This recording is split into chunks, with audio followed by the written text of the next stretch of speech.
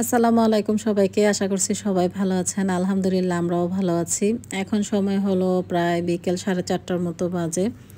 তো আমরা এখন রওনা হয়ে গিয়েছি। আজকে যেহেতু আমাদের শেষ রোজা বাংলাদেশে, তো ভাবলাম আজকে শেষ রোজার ইফতারটা আমরা বাহিরে করব। তো সালমান, শালীন, মীরা ওরা একটু বাহিরে গিয়েছে মেহেদি পরার জন্য। সালমানের ফ্রেন্ড এসেছে একটা রেস্টুরেন্টে মেহেরাকে মেহেদি পরিয়ে দিবে। তো সেজন্য ৩ ভাই বোন মিলে খুশিতে চলে গিয়েছে মেহেদি পরার জন্য। তা আমাকেও বলছিল যাওয়ার জন্য। আমি যেহেতু বাসায় টুকিটাকি অনেক কাজ ছিল সেজন্য ভাবলাম তোমরা যে মেহেদি পরে এসো। আমি সময় পেলে পরে নেব। তো সেজন্য কিন্তু একটু লেট হয়ে গিয়েছে আমার বাসা থেকে বের হতে। তো আমরা এখন রিক্সা করে যাচ্ছি যেহেতু সালমান গাড়ি নিয়ে চলে গিয়েছে ওরা মেহেদি পরার জন্য। তো সেজন্য ভাবলাম যে আমরা রিক্সা করে তারপর চলে যাই। পরে আমরা চলে এসেছিলাম মেহেদি মাঠে। ওখানে এসে ওদেরকে কল দিয়েছিলাম তোমরা কোথায়? ওরা কিন্তু আসতেছে না, অনেক লেট হয়ে গিয়েছে। আমাদের এখন প্রায় ৬টার মতো বেজে গিয়েছে। তো ওদেরকে বললাম যে এত লেট হয়েছে তোমাদের, মানে ৩টার দিকে ওরা এসেছে মেহেদি পরার জন্য। তো এখন ৬টা বেজে গিয়েছে। আসলে মীরা এসেছে মেহেদি পরার জন্য, পরে ৩ ভাই বোন সবাই মিলিয়ে মেহেদি পরে নিয়েছে।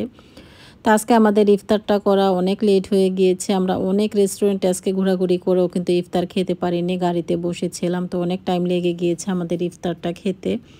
তো সব কিছু মিলিয়ে কিন্তু আজকে ছোট একটা ব্লগ আপনাদের সাথে শেয়ার করছি। আর আজকে ছিল আমাদের চাঁদ রাত, তো ভাবলাম ছোট একটা ব্লগ আপনাদের সাথে শেয়ার করে ফেলি। আর এই যে সালমানের ফ্রেন্ড এখন কিন্তু মীরাকে মেহেদি পরিয়ে দিচ্ছে। মাশাআল্লাহ, সে কিন্তু খুব সুন্দরভাবে মেহেদি পরাতে পারে। তো মীরারও অনেক বেশি পছন্দ হয়েছে। আর তারা কিন্তু এখানে এসে অনেক সময় নষ্ট করে ফেলেছে। সেজন্য আমাদের ইফতারেরও কিন্তু অনেক লেট হয়ে গিয়েছে। তো ওদের হাতে কিন্তু এই যে মেহেদিগুলো পরানো হয়েছে। খুব সুন্দরভাবে কিন্তু তারা মেহেদিগুলো পরে নিয়েছে। আমার কাছে ভালোই লেগেছে, ওরা রেস্টুরেন্টে বসে মেহেদি পরেছে। তো আজকে যেহেতু শেষ রোজা ছিল, তো বাচ্চারাও কিন্তু অনেক আনন্দ করছিল। বলল চাঁদ রাতে আজকে সারাদিন বাহিরে থাকবে আর একটু ঘোরাফেরা করবে।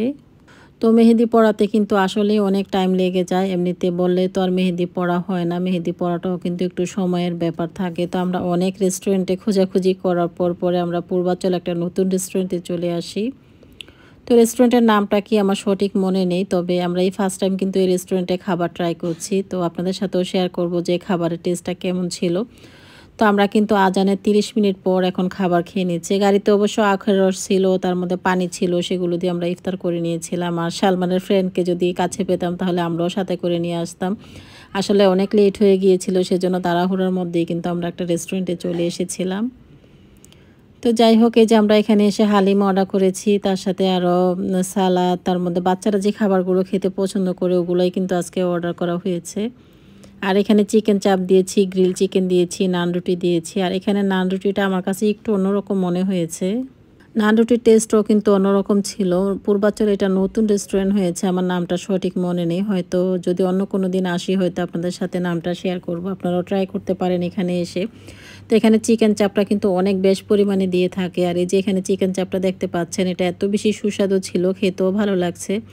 কালারটা যত বেশি সুন্দর লাগছে দেখতে, খেতেও কিন্তু অনেক সুস্বাদু ছিল। গ্রিল চিকেন, নান রুটি সব কিছু মিলিয়ে মোটামুটি এখানে খাবার খারাপ না, খুবই ভালো লেগেছিল খেতে।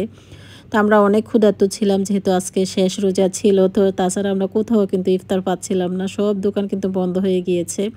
আমরা বসুন্ধরা ঘেটে গিয়েছিলাম ম্যাকপাই রেস্টুরেন্টে, যেয়ে দেখি রেস্টুরেন্টই বন্ধ করে দিয়েছে। বলল যে এখন ইফতারের পর এখন আর খাওয়া দাওয়া হবে না। পরে সেখান থেকে আমরা পূর্বাচল চলে আসি। আপনাদের ভাইয়া তো বলছিল বাসায় চলে যাবে। তো আমরা বললাম যে না, আমরা এখন আবার পূর্বাচল যেয়ে দেখি কোনো রেস্টুরেন্ট পাই কিনা। যেহেতু আজকে বাসায়ও আমি রান্নাবাড়া করিনি, আগামী দিন ঈদ, ঈদের দিন আমি সকালবেলা রান্নাবাড়া করব, সেই প্রিপারেশন নিচ্ছি। তো যাই হোক, আল্লাহ তাআলা যদি রিজিকে রাখে খাবার যে কোনো জায়গায় কিন্তু খাবার জুটে যাবে। আমরা ভাবছিলাম আজকে কোথাও খাবার পাবো না, তবে এখানে আসার পর আমাদের জন্য এত সুস্বাদু খাবার রেডি ছিল। আর রেস্টুরেন্টটা একদম ফাঁকা ছিল, কোনো কাস্টমার ছিল না, আমরাই ছিলাম শুধু। আমরা খুব মজা করে খাবারটা খেতে পেরেছি। মাত্র ১,০০০ টাকা আমাদের বিল এসেছিল, বাট আমরা কিন্তু তৃপ্তি সহকারে খাবারটা খেতে পেরেছি। খাওয়া দাওয়া করে এখন আমরা রওনা হয়ে গিয়েছি শপিংয়ের উদ্দেশ্যে। আমরা একটা শপিংয়ে চলে এসেছি এখন। আর আমি বললাম এখান থেকে কোক নিব। আর এই যে দেখতে পাচ্ছেন, আমি যখন ক্যামেরা অন করি তখনই বাচ্চারা আমার সাথে দুষ্টুমি করা শুরু করে দেয়। এখান থেকে কোক, স্প্রাইট এগুলো নিয়ে যেতে হবে। যেহেতু আগামী দিন ঈদ, সেজন্য কিন্তু আমি আর শপিংয়ে আসতে পারবো না। ভাবলাম যে কেনাকাটাগুলো বাকি আছে ঈদের দিনের জন্য, সেগুলো এখন কেনাকাটা করে নিয়ে যাব। আর এখানে আসার পর দেখতে পেলাম এত লোকজন হয়েছে, যেহেতু ঈদের বাজার, ঈদের বাজারে কিন্তু অনেক কিছুতেই ডিসকাউন্ট আছে, আর এটা ছিল স্বপ্নতে। তো এখানে কিন্তু আমরা এখন কেনাকাটা করছি। আর এখানে আসার পর আমার এক ভিউয়ার্সের সাথে দেখা হয়ে গিয়েছে। সে আপুটা খুবই ভালো ছিল, আর আমাকে দেখে তো সে তাকিয়ে আছে যে আপনাকে কখনো দেখিনি, এই ফার্স্ট টাইম দেখেছি। শালীনকে দেখে সে আমাদেরকে চিনে ফেলেছে আর কি। তো যাই হোক, ভালোই লাগে মানুষের সাথে এভাবে যখন দেখা হয়। পরে আমরা ভাগ্যকুল রেস্টুরেন্টে চলে আসি, মানে মিষ্টির দোকানে চলে আসি। এখান থেকে আমি কিছু আইটেম নিব বাচ্চাদের জন্য। পরে আমি বাসায় চলে এসেছি। এসে আমি ফ্রিজ থেকে চিকেন, তারপর এখানে মাটন নামিয়ে নিয়েছি। ঈদের দিন সকালবেলা যে রেসিপিগুলো করব সেগুলো অবশ্যই আপনাদের সাথে শেয়ার করব। আর আজকে চাঁদ রাতের ব্লগটা আপনাদের সাথে শেয়ার করছি। তো আগামী দিন আমি কি রান্না করব সব কিছু আমি এখন নামিয়ে কিচেনে রেখে দিচ্ছি। মাঝে মধ্যে কিন্তু হুট করে অনেকের সাথেই দেখা হয়ে যায়, আর তাদের সাথে আমি তো হয়তো চিনি না তাদেরকে, তারা হয়তো আমাকে চিনে। অনেকে হয়তো লজ্জা পায়, কাছে আসতে চায় না। তো আমি সবসময় বলবো, আপনারা দূর থেকে তাকিয়ে না থেকে আমার কাছে আসবেন, কথা বলবেন। আমার কাছেও ভালো লাগবে, আপনাদের কাছেও ভালো লাগবে। হয়তো আপনারা আমাকে চিনেন না, আমার বাচ্চাদেরকে চিনেন, বিশেষ করে শালীনকে সবাই চিনে। শালীনকে সবাই দেখেই কিন্তু আমার কাছে সবাই চলে আসে। তো সেই আপুটার সাথে আমার দেখা হয়েছে স্বপ্নতে। তো আপু বলল, আপনি ব্লগ করেন, আপনাকে আমি চিনি। তো বললাম যে জি, আমি ব্লগ করি। পরে বলল, আমি আপনার ছেলেকে দেখে চিনতে পেরেছি, শালীনকে। আপনাকে দেখে তো আর চিনতে পারিনি, তবে এই ফার্স্ট টাইম আপনাকে দেখে খুবই ভালো লাগছে। আসলে যখন এইভাবে আপনাদের সাথে দেখা হয়, মাঝে মধ্যে কথা হয়, তখন খুবই ভালো লাগে। আর এভাবে ফোনের মাধ্যমে কিন্তু অনেকের সাথে আমার কথা হয়, বিভিন্ন কান্ট্রি থেকে অনেকেই কিন্তু আমার সাথে যোগাযোগ করেন। তো যাই হোক, আমি ভাগ্যকুল মিষ্টি শপ থেকে কিন্তু এখানে কিছু মিষ্টি আইটেম নিয়ে এসেছি। সেগুলো একটু গুছিয়ে এখন ফ্রিজে রেখে দেবো। সেগুলো আগামী দিনের জন্য নিয়েছিলাম। আর এখানে ঈদের বাজার আমি কিছুটা নিয়ে নিয়েছি। প্রতিদিনই বাজারে যাওয়া হয়, আসা যাওয়ার মধ্যে অনেক কিছু কেনাকাটা করতে হয়। আর মীরা যেহেতু সেমাই কাকলেটটা খেতে অনেক পছন্দ করে, দেখি আগামী দিন আমি তৈরি করতে পারি কিনা সেমাই কাকলেট। তা না হলে অন্য কোনো দিন তৈরি করে দেওয়ার চেষ্টা করব। আর এই যে এখানে যে বাজারগুলো প্রয়োজন ছিল সেগুলো নিয়ে এসেছি। তেহারি মশলা, তার মধ্যে এখানে স্প্রাইট কোক নিয়ে এসেছি। আর এখানে ছিল বাদাম, কাজু বাদাম ছিল, তার মধ্যে পোলাওর চাল ছিল। আর এখানে কফি নিয়ে এসেছি, পপকর্ন ভাজার জন্য এখানে কর্ন নিয়ে এসেছি। তো সব কিছু মিলে এখানে আরও কিছু বাজার ছিল, টমেটো, শসা, এগুলো একটু গুছিয়ে ফ্রিজে রেখে দেবো। আর মিষ্টিগুলো তো আজকে খাবো না, সেজন্য এখন গুছিয়ে রেখে দিচ্ছি। তো আগামী দিন যেহেতু আমাদের ঈদ, সেজন্য আমি সালমানকে বললাম যে ফ্রিজে বেশি পরিমাণে পানি রেখে দাও। আগামী দিন পানি খেতে হবে প্রচুর, যেহেতু আমরা রোজা ছিলাম 1 মাস, এর মধ্যে কিন্তু আমাদের পানি খুবই কম খাওয়া হয়েছে। আমার বাচ্চারা তো একদমই পানি খেতে চায় না, ওদের পিছন পিছন ঘুরতে হয়। আর রোজার মাস আমার অনেক কষ্ট হয়েছে, সেহরিতে সন্ধ্যা রাতে ওদেরকে পানি খাইয়ে দিতে হতো। তো এখন যেহেতু রোজা নেই, তো ভাবলাম ওদেরকে প্রচুর পানি খাওয়াতে হবে। আর আপনারাও কিন্তু যারা রোজা রেখেছিলেন 30 দিন, তারা কিন্তু এখন থেকে পানি খাবেন। প্রায় 1 মাসের মতো প্রচুর পরিমাণে পানি খেতে হবে। তো আমরাও কিন্তু প্রচুর পরিমাণে পানি ফ্রিজে রেখে দিয়েছি। বাচ্চারা কিন্তু ফ্রিজের পানি ছাড়া একদমই খেতে চায় না, সেজন্য আমি অনেক পরিমাণে পানি ফ্রিজে রেখে দিয়েছি। আর এই যে এখানে আমি ডাব শ্যাম্পু নিয়ে এসেছি, মীরার জন্য একটা আর আমাদের জন্য একটা নিয়েছি। তো ডাব শ্যাম্পুটা কীভাবে যেন একটু লিক হয়ে গিয়েছে, মানে আমার বাজার সদাই সব কিছুই শ্যাম্পু দিয়ে ভরে গিয়েছিল।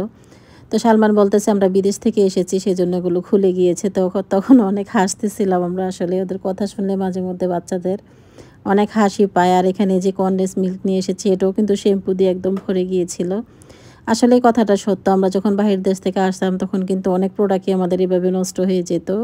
আগামী দিন ঈদ, আমরা সবাই কিন্তু অনেক আনন্দিত, আর বাচ্চারাও কিন্তু অনেক খুশি যে ঈদ মানে আনন্দ, ঈদ মানে খুশি। বাজার সদাই কেনাকাটা সব কিছু মিলে কিন্তু পরিবারের সাথে কথা বলা, একে অপরকে ঈদের সালামি দেওয়া, এই আনন্দটা কিন্তু কখনোই পাওয়া যায় না, আসলে কি বলবো। আর এখানে আমি কিছু রেডিমেড পরোটা নিয়ে এসেছি, নাগেটস নিয়ে এসেছি, আর বাচ্চাদের জন্য আইসক্রিম, টক দই, এগুলো আমি এখন ফ্রিজে রেখে দেবো। আর যেহেতু বাচ্চারা অনেক দিন ধরে রোজা ছিল, অনেক দিন ধরে অনেক কিছু খেতে পারেনি, আসলে সেহরিতে আর সন্ধ্যা রাতে খাওয়া হয় না, ইফতার খাওয়ার পর তেমন বেশি খাওয়া দাওয়া করা যায় না। তো বাচ্চাদের জন্য যে সকালের নাস্তার আইটেম কিন্তু এখন থেকেই গুছিয়ে রাখার চেষ্টা করছি। তো সালমান, শালীন, মীরা ওরা মেহেদি পরে এসেছে, আর ওরা বলতেছে তুমি মেহেদি পরবা না, এখন কিন্তু রাত 12টা বেজে গিয়েছে। তো আমি বললাম যে এখন রাত 12টা বাজে, আমি কখন মেহেদি পরবো, দেরি হয়ে যাবে। পরে আমি বললাম আমি যে মেহেদির স্টিকার কিনেছি সেটা দিয়ে আমাকে দিয়ে দাও, তাহলে তাড়াতাড়ি কিন্তু দেওয়া হয়ে যাবে। তো এই যে সালমান, যেই কথা সেই কাজ, সে কিন্তু স্টিকারটা নিয়ে এসেছে আমাকে দিয়ে দেওয়ার জন্য।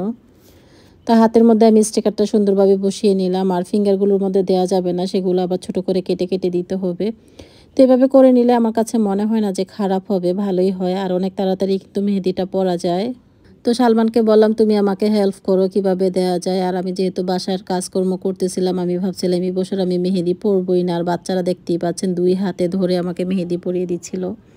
এক পাশে সালমান আরেক পাশে মীরা, দুইজনে ধরেই কিন্তু আমাকে মেহেদি পরিয়ে দিচ্ছে ফোনে দেখে দেখে। আর আমি তো বলতেছি এবছর আমি মেহেদি পরবই না, পড়তে ইচ্ছে করছে না, যেহেতু কাজকর্ম সব কিছু মিলিয়ে কিন্তু সংসারে অনেক কাজ, সেই জন্য ভাবলাম আমি মেহেদি পরার আমার সময় নেই। তো বাচ্চারা এই যে দুষ্টুমি করে আমাকে মেহেদি পরিয়ে দিচ্ছে, জানি না কখন আমার হাতটা ছাড়বে, কারণ রাত এখন প্রায় 1টা বেজে গিয়েছে। আপনাদের ভাইও চিল্লাচিল্লি শুরু করে দিয়েছে যে আগামী দিন সকালবেলা উঠতে হবে, ঈদের নামাজ পড়তে হবে, তো সেজন্য কিন্তু আগে থেকেই ঘুমোতে হবে। আর এই যে আমি মেহেদিগুলো পরে নিলাম। তো এই যে স্টিকার বসানোর পর মেহেদিটা খুবই সুন্দর হয়েছে, আমার কাছেও ভালো লাগছিল। আর মীরার মেহেদিটা মীরা দেখাচ্ছিল, মীরার মেহেদিটা কিন্তু আরও কালার আসবে পরে 2-3 দিন পর, কিন্তু আরও সুন্দর হবে। আর আমারটা তো কালার ছিল, আমারটা অরিজিনাল মেহেদি ছিল না। তো যাই হোক, আজকের ব্লগটি এখানেই শেষ করছি। সবাইকে অগ্রিম ঈদ মুবারক, সবাই ভালো থাকবেন, আল্লাহ হাফেজ।